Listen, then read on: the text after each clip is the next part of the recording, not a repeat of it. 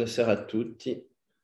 Stasera quiero parlare del mito di Osiride. Perciò Osiris è un personaggio di quale tutti conoscono il nome, ma la sua storia, diciamo, più dettagliata è molto ignorata. C'era un tempo molto lontano dove un paese particolare che non era ancora l'Egitto, che si chiamava la terra di Sem,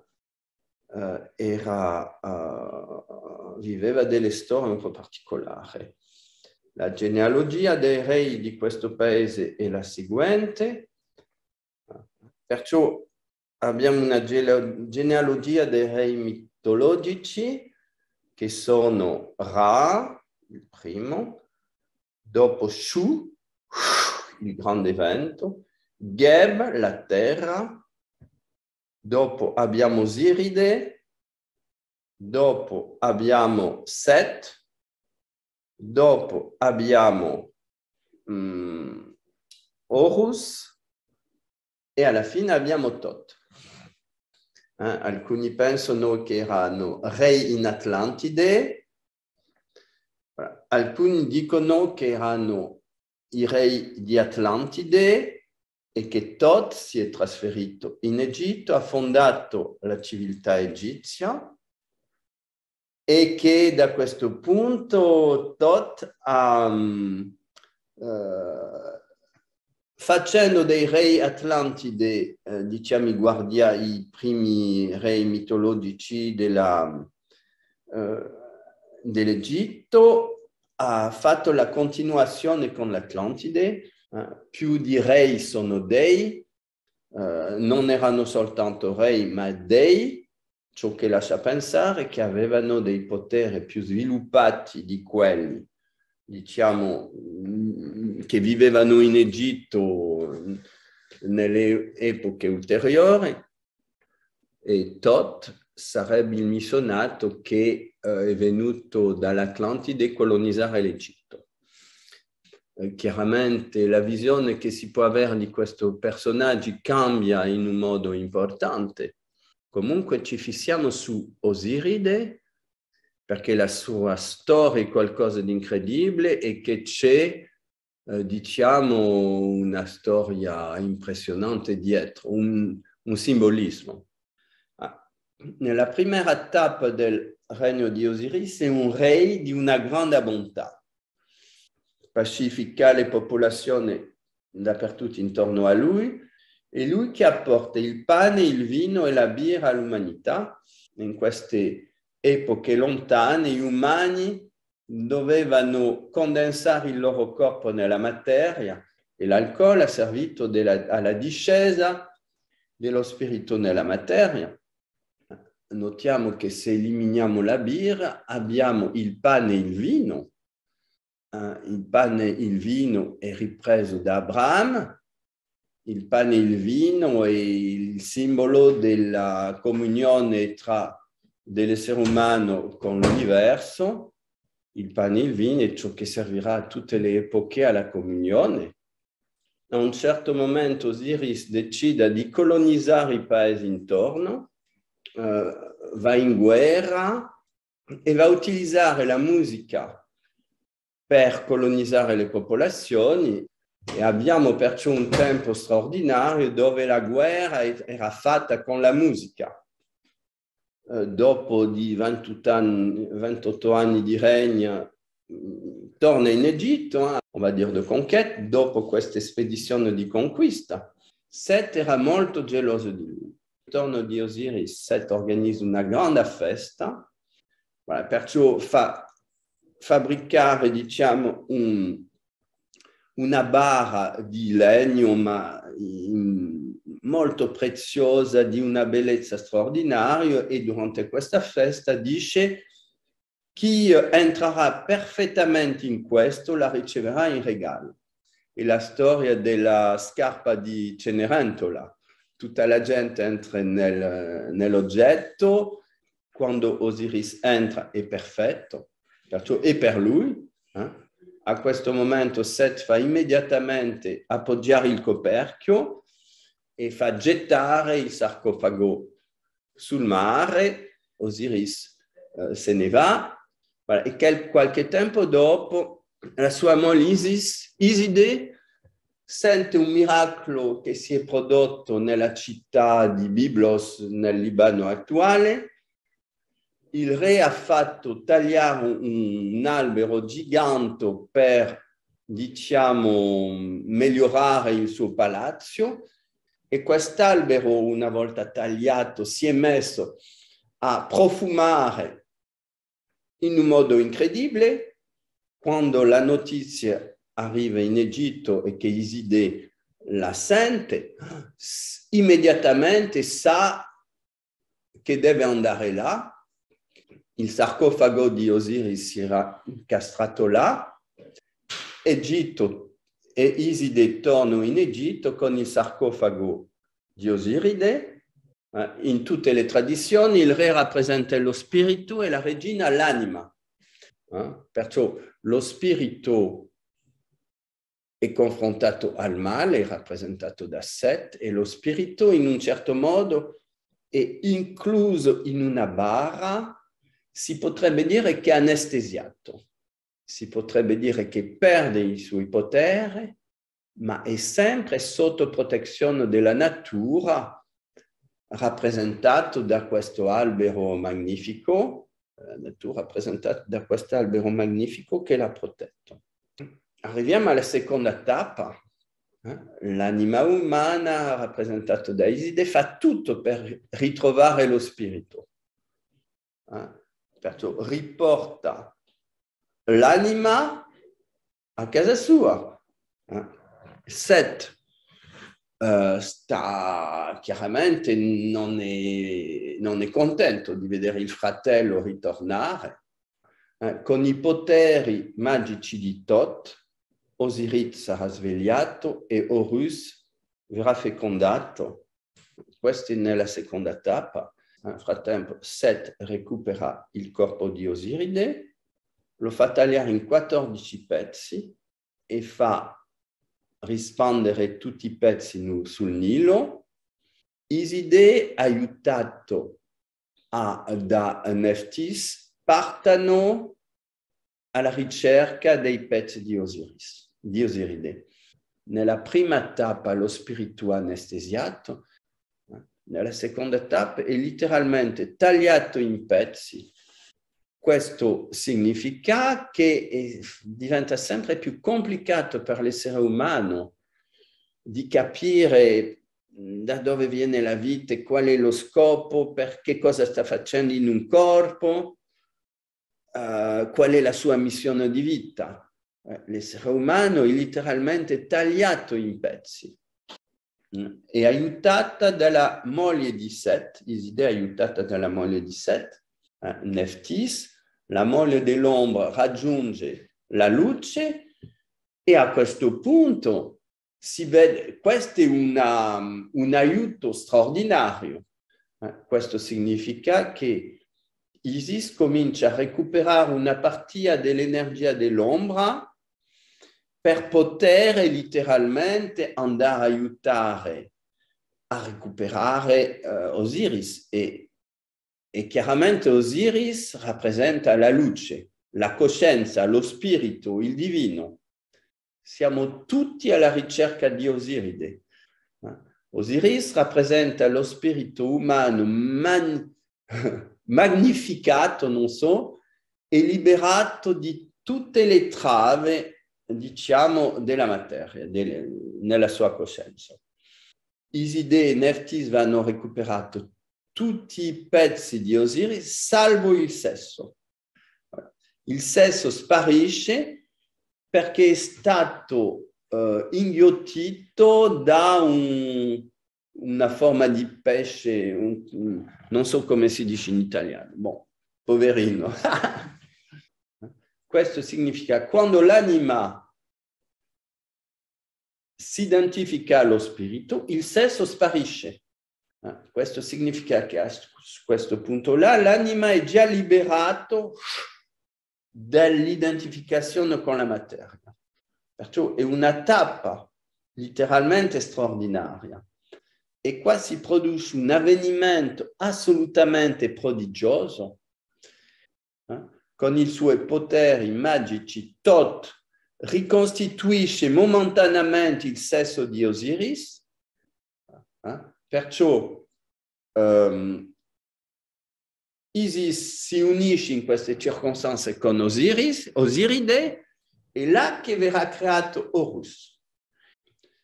Penso che vi fa pensare all'Immaculato Concezione di Gesù attraverso, con i suoi genitori Maria e Giuseppe. Questo significa che due iniziati a un tre alto livello possono fare nascere un bambino divino. Horus sarà quello che finirà per trionfare di Set nel mondo fisico. E penso che adesso tutti possono pregare con impazienza per il ritorno di Horus. Perciò non andremo, non proseguiremo sul mito di Horus, ma andiamo più avanti su quello di Osiris. Osiride, a questo punto, viaggia nell'aldilà e diventa il guardiano dei mondi dei morti. Ci sarà un momento quando gli esseri umani diventeranno capaci di funzionare simultaneamente nei due mondi. Tutto il libro dei morti, tutta la mitologia del libro dei morti egizia riguarda questo argomento. Questa seconda fase richiede un po' di sviluppo di informazione. Penso che vedremo un po' la prossima volta, perché mi sembra di aver abbastanza parlato. Continuazione della conferenza sul mito di Osiride. L'ultima volta ci siamo fermati sul fatto che grazie ai poteri magici di Isis, di Iside e di Tot, Osiride è resuscitato. Abbiamo visto che grazie anche ai poteri magici di Iside e di Tot, ha potuto recuperare il suo pene e momentaneamente e concepire Horus. Ho insistito sul fatto che per me Iside è una rappresentazione dell'anima umana e Osiride è lo spirito eterno dell'essere umano.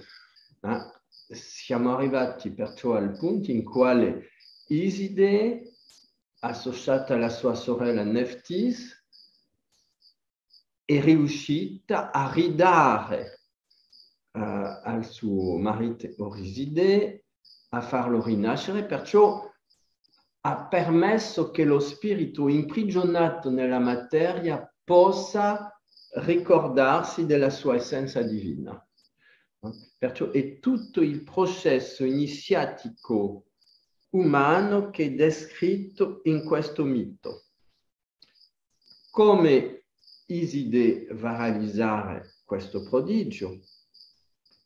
L'anima, diciamo, del discepolo va andare da templo in templo lungo dal Nilo fino alla Grande Piramide, e nella Grande Piramide, nel sarcofago della Grande Piramide, che va a realizzare quest'unione, diciamo, con Osiride, con la sua coscienza ultraterrena, e che diventerà un immortale.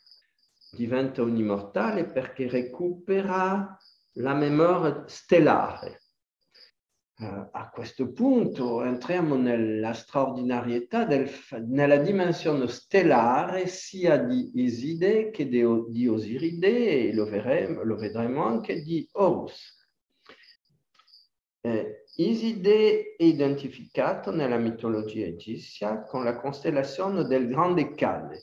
La costellazione del Grande Cane ha per stella principale Sirio. Sirio era estremamente venerato nel tempo dell'antico Egitto. Dal 22 luglio al 22 agosto si vedeva entrambi con il Sole. Era in più il momento dove il Nilo, diciamo, strabordava e fecondava tutta il delta del Nilo. Durante questo estate egizio tanto caldo, perciò c'era la canicola e che era collegata con la costellazione del Grande Cane. Se vedete la carta delle stelle, più in alto del Grande Cane c'è Osiride, c'è Orione, che lui era identificato a Osiris. È molto straordinario di vedere che le tre divinità più importanti sono collegate con delle stelle.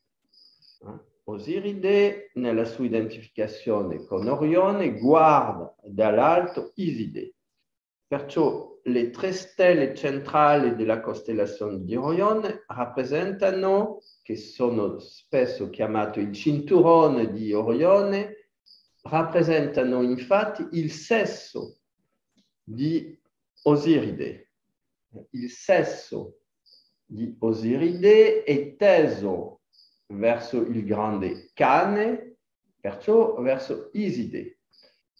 È così che Osiride va fecondare Iside, è così che va nascere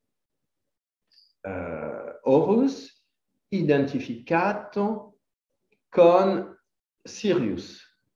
Il mito in questo caso identifica Iside con un Milano, che è un uccello abbastanza grande. Iside va fecondare Iside trasformata in Milano. Ma la simbolica dell'anima umana è sempre stata collegata con l'uccello.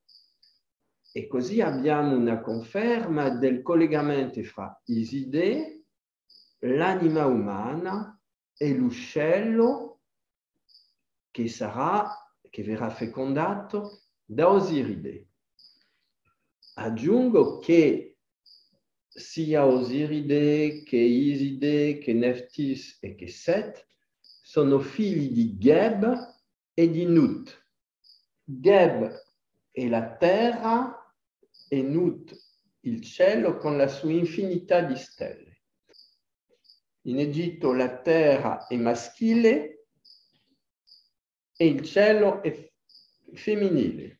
Ciò che mi sembra molto simpatico e molto più vicino della realtà, perché sulla terra gli umani passano il tempo a fare la guerra, mentre il cielo infinito è talmente più propicio al sogno, all'immaginario, diciamo, alla fantasia.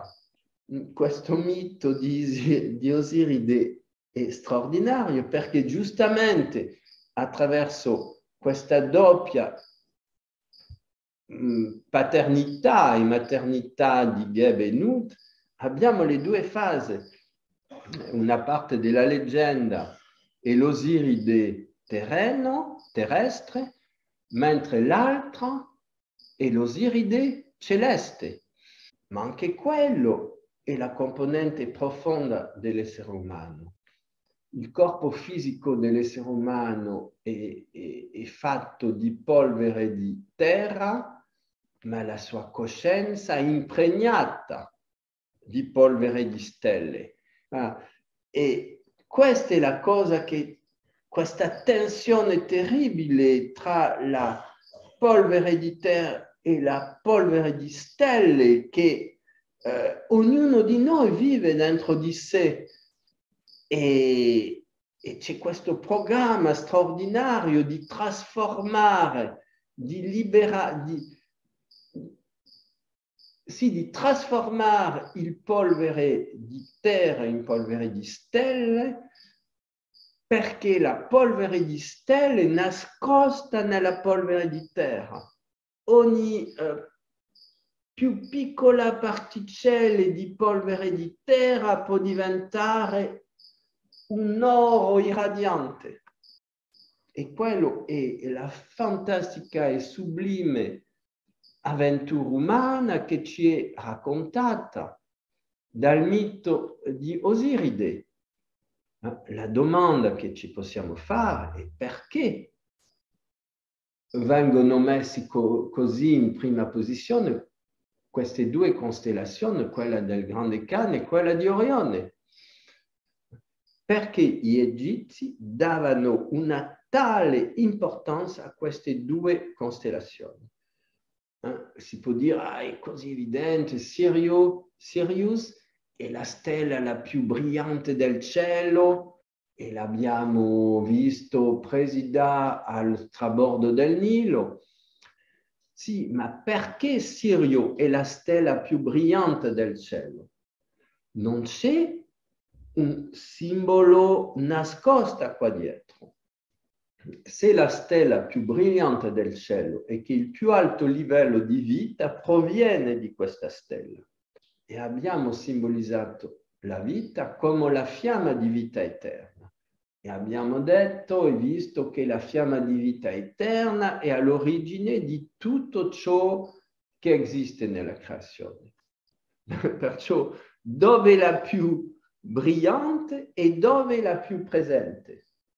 E ci ritroviamo con un altro mito che è descritto da Zaccaria Sitchin sulla creazione dell'uomo. E ho scritto un libro che si chiama I surfer del tempo, giustamente su questo. Secondo le archive sumeriane, sono i Nefilim, gli abitanti di Nibiru, che hanno prestato il loro corpo, diciamo, per fare nascere l'essere umano, ma la coscienza che ha permesso la creazione dell'essere umano è stata depositata da Sirio. I siriani sono i creatori della coscienza umana. Questo significa che il polvere di stelle che è alla base della nostra coscienza è stato impregnato dai siriani. Questo significa che Sirio fa veramente il ponte fra l'anima umana e la parte della nostra coscienza che recupera la sua identità divina. Sirio, la costellazione del Grande Cane rappresenta la nostra anima, e questa coscienza del Grande Cane è ciò che ci permetterà di fare il ponte verso una componente ancora più alta della nostra coscienza che si trova in Orione. Orione ha questa caratteristica straordinaria di essere costituito di 7 stelle, 4 periferici e 3 centrali, e abbiamo visto il potere straordinario di fecondazione delle 3 stelle centrali. Il 7 è l'instrumento che la Trinità Divina va a utilizzare per manifestare all'interno della sua propria creazione. Perciò abbiamo il 3 che rappresenta il potere, diciamo, fecondante del divino, che si va dopo propulsare nelle 4 stelle periferiche che danno la capacità di scolpire la materia. E arriviamo così al punto che, secondo la tradizione, il Consiglio Galattico della nostra galassia è presente in Orione. Questo significa che Osiride è il rappresentante della coscienza galattica all'interno della coscienza umana. E ci ritroviamo davanti a un mito assolutamente meraviglioso che non è mai stato decifrato, e ci ritroviamo davanti a una descrizione di tutto il percorso iniziatico di sviluppo della coscienza che l'essere umano è invitato a manifestare, che è totalmente impressionante di giustezza e e di bellezza. Questo significa che in questo processo, diciamo, di recuperare la sua coscienza totale facendo resuscitare Osiride dentro di sé, Iside lascia comunque un regalo all'umanità e questo regalo è Horus. Horus rappresenta il passaggio della coscienza individuale verso la coscienza collettiva. Osiride apre il cammino della recuperazione della coscienza divina all'uomo e lascia al suo figlio Horus la tasca di aiutare gli uomini a fare la stessa cosa. E Horus va cominciare la grande lotta contro il male simbolico, la dualità rappresentata da Set, e per questo sarà aiutato da Hathor. È un'altra tappa, diciamo, della mitologia egizia che comincia, simbolizzata, che è la continuazione del lavoro del simbolo che ho spiegato con Iside e Osiride. Ci sarebbe tante cose da aggiungere. Penso che adesso potete navigare sul barco solare in un modo molto più poetico e che potete cominciare a dare un senso al mito che ha veramente una profondità straordinaria. Vi ringrazio tanto e spero che avrete amato questo percorso lungo le rive del Nilo e delle stelle nello stesso tempo.